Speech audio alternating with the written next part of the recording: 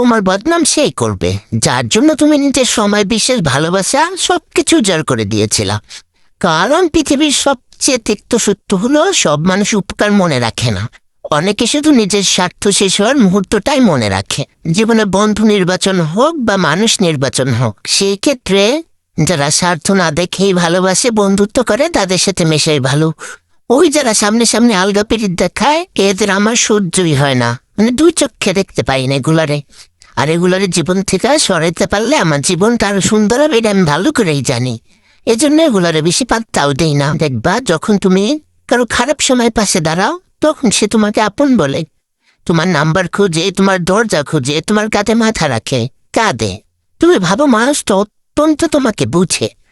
কিন্তু সময় বদলাতে বেশি দেরি লাগে না। যেদিন সে নিজের জায়গা শক্ত করে নেয়, নিজের স্বার্থ গুছিয়ে ফেলে, সেদিন তোমার উপকারটাই তার কাছে বোঝা হয়ে দাঁড়ায়। কারণ তুমি তার দুর্বল সময়ে সাক্ষী ছিলে। আর মানুষের সবচেয়ে বেশি ভয় পায় মানুষটাকে যে তার আসল চেহারা দেখেছে।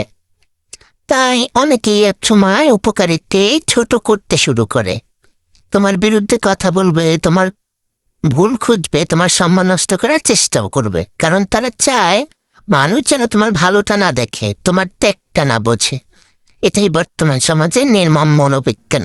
বর্তমানে কৃতজ্ঞতা প্রকাশ করা মানুষের চেয়ে অকৃতজ্ঞ মানুষের সংখ্যাই বেশি। মানুষ কাজ শেষ হলে সিঁড়িকে লাথি মারে, ভুলে যায় একদিন সেই সিঁড়ি দিয়ে সে উপরে উঠেছিল।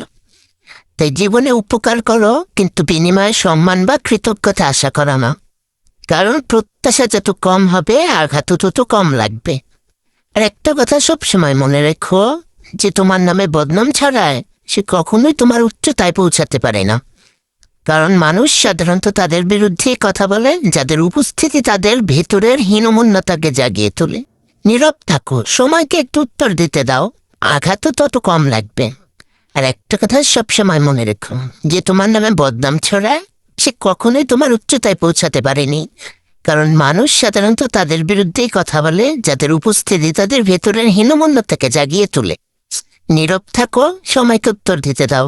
কারণ সময় এমন এক বিচারক যে একদিন সবার মুখোশ খুলে দেয়। আরে শালার, তোমাকে জ্ঞান দিতে দিতে আমার ওই দিকে রোস্টে তার মুরগি ডিম পাইরা দিচ্ছে। এটা কি তোমরা ভিডিওতে খেয়াল করছো, নাকি রেসিপি আমার কথা শুনতে শুনতে রেসিপি ভুলে গেছো? রেসিপিটাও দেখো, এত কষ্ট করে ভিডিও করে তুমগো দেখা। আবার কেউ না যে আমি টাকা ইনকাম করার লেগে ভিডিও করে সারি আর তুমগো নাম করি।